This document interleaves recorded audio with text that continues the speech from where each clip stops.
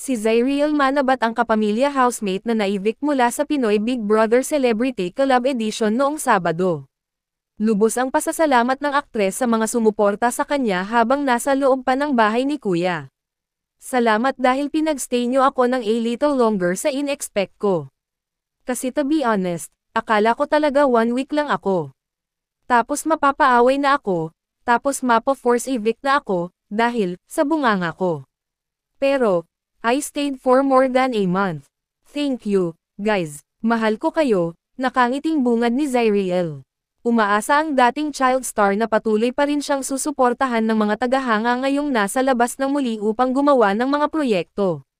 Sana after, PBB, love nyo pa rin ako.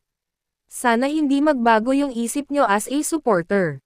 Mag-iingay tayo lalo dito sa labas at magkita-kita tayo kapag may time, paglalahad ng kapamilya actress. Maraming mga bagay ang natutunan ni Zyriel sa mahigit 1 buwan na pananatili sa PBB house. Umaasa rin ang dalaga na magsisilbing inspirasyon sa mga manunood ang kanyang mga ipinamalas sa loob ng bahay ni Kuya. Sana nakapulot kayo ng maraming aral and maraming kwento. Mga leksyon na dadalhin nyo sa pang-araw-araw nyo na buhay. Hindi ako si Kuya pero grabe ang words of wisdom ko no. Medyo namamana ko na yun sa kanya, masayang pagtatapos ng dalaga.